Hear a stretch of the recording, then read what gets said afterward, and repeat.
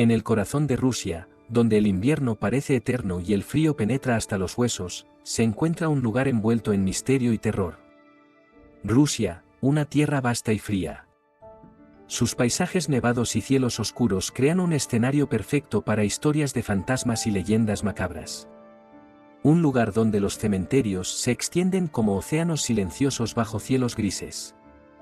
Aquí, entre las tumbas y el silencio, se esconden secretos que hielan la sangre. Entre lápidas desgastadas y cruces torcidas, se esconde una historia escalofriante. Una historia que ha dejado una marca indeleble en la memoria de quienes la conocen. La historia de Anatoly Moskvin, el ladrón de tumbas. Un hombre cuya obsesión con la muerte lo llevó a cometer actos impensables.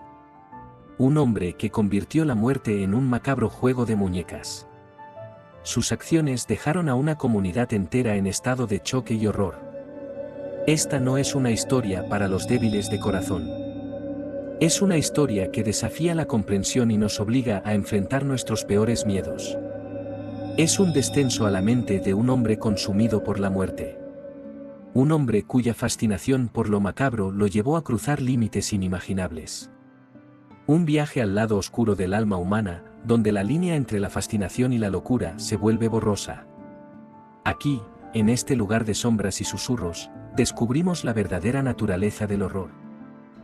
Anatoly Moskvin nació en la ciudad de Gorky en la Rusia soviética, que ahora se conoce como Nizhny Novgorod. Desde muy joven, mostró una inclinación hacia lo sombrío y lo desconocido. Se dice que presenciaba funerales en secreto, como un espectro atraído por el dolor ajeno.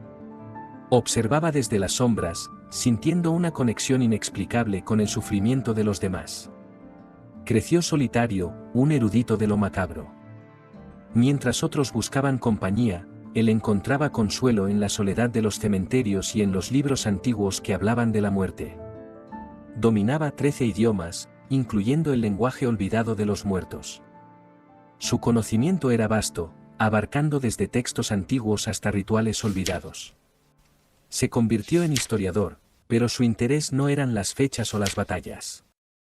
Para él, la verdadera historia se encontraba en los detalles más oscuros y olvidados. Él buscaba la historia en los huesos, en los susurros de ultratumba. Cada esqueleto, cada fragmento de hueso, le contaba una historia que pocos podían escuchar. Su obsesión por la muerte se intensificó. No era solo una curiosidad, sino una necesidad de entender lo que otros temían. Visitaba cementerios con la frecuencia con la que otros visitan parques. Para él, estos lugares eran santuarios de conocimiento y misterio. Coleccionaba huesos, los limpiaba, los estudiaba. Cada pieza era un enigma que él se esforzaba por resolver, buscando pistas sobre vidas pasadas. Su apartamento se convirtió en un museo de lo macabro, un osario privado. Las paredes estaban cubiertas de cráneos y huesos, cada uno con su propia historia, esperando ser contada por el historiador de los muertos. Este es un relato que se adentra en los rincones más oscuros de la mente humana y la historia. Un lugar donde la realidad y la pesadilla se entrelazan de manera inquietante.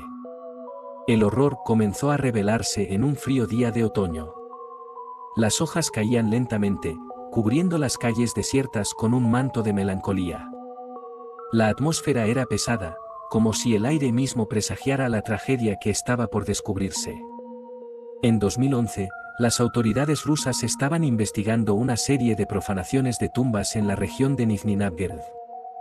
Durante meses, habían notado que varias tumbas de niñas habían sido abiertas y los cuerpos robados, pero no tenían pistas claras sobre quién estaba detrás de estos hechos. La búsqueda desesperada de respuestas los llevó a una persona, Anatoly Moskvin, debido a su frecuencia en los cementerios y su comportamiento sospechoso, terminaron en su casa, que a simple vista, parecía normal, pero que ocultaba un horror inimaginable. Su apartamento no era solo un museo, era un taller de pesadillas. Cada rincón estaba lleno de objetos extraños y perturbadores, una colección que reflejaba una mente atormentada y obsesionada con la muerte. Los oficiales quedaron horrorizados al descubrir el macabro secreto de Moskvin. 29 muñecas de tamaño natural llenaban el lúgubre espacio. Estas figuras, con sus miradas vacías y sus poses inquietantes, creaban una atmósfera de terror palpable. Pero no eran muñecas comunes. Cada una de ellas tenía una historia macabra, un pasado que Moskvin había desenterrado y transformado en una grotesca obra de arte.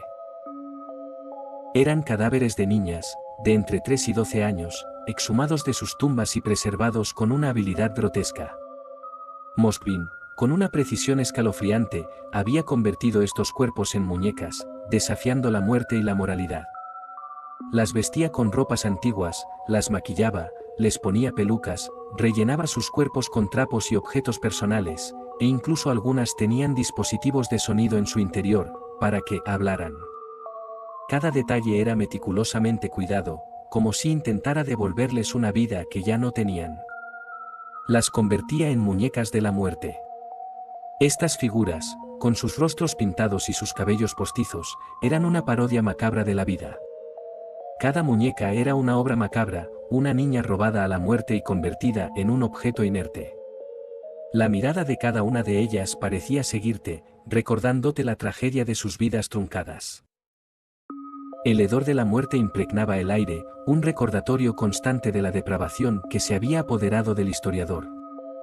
Este lugar, lleno de silencio y descomposición, era un testimonio de la oscuridad que puede habitar en el corazón humano. Moskvin no solo robaba los cuerpos, los profanaba. Les hablaba, cantaba para ellas, celebraba sus cumpleaños. Creía que podía devolverles la vida, a través de rituales oscuros y conocimientos prohibidos. En el interior de las muñecas, los oficiales encontraron notas detalladas escritas por Moskvin, describiendo a cada niña, incluyendo sus nombres, su historia, fechas de exhumación y cómo las había desenterrado. Les construía ataúdes especiales, forrados con telas y juguetes. Su apartamento se convirtió en una cripta privada, un santuario dedicado a la necrofilia y la locura. Las autoridades encontraron en su vivienda vídeos, fotografías y libros sobre embalsamamiento y momificación, diarios llenos de sus delirios, de sus conversaciones con los espíritus. Moskvin se veía a sí mismo como un salvador, un guardián de estas almas perdidas. Creía que las estaba protegiendo del dolor del mundo, de la fría realidad de la tumba. El juicio de Moskvin conmocionó a Rusia y al mundo. Las imágenes de las muñecas, de su rostro inexpresivo mientras escuchaba las acusaciones, se grabaron en la mente colectiva como un recordatorio de la capacidad humana para el mal. Se declaró inocente por razón de locura. Los psiquiatras confirmaron que sufría de esquizofrenia paranoide. Moskvin fue declarado no apto para ser juzgado y confinado a una institución psiquiátrica. El veredicto no calmó la indignación pública. Muchos creían que Moskvin fingía su locura, que merecía un castigo más severo. Pero para la justicia, Moskvin no era un criminal, sino un enfermo mental atrapado en las garras de una obsesión macabra. Las muñecas fueron retiradas del apartamento de Moskvin, despojadas de sus ropas y maquillajes fúnebres. Fueron enterradas de nuevo, esta vez en tumbas sin nombre, para que Moskvin nunca pudiera encontrarlas. El silencio volvió a reinar en la vida de aquellas niñas robadas. Pero el horror de su historia perduraba, un recordatorio de la fragilidad de la inocencia y la oscuridad que puede habitar en el corazón del hombre. El caso de Moskvin planteó preguntas incómodas sobre la necrofilia, la salud mental y la fascinación por la muerte. Preguntas que aún resuenan en los pasillos de la memoria, tan frías e inquietantes como el último aliento de un alma que se apaga. Si eres amante de relatos como este basados en hechos reales pero con semejante oscuridad y crueldad capaces de hacerte dudar y temer de la mente humana, entonces suscríbete a nuestro canal, y dale like si el vídeo te gustó. Solo recuerda, no mires al abismo, porque el abismo podría devolverte la mirada.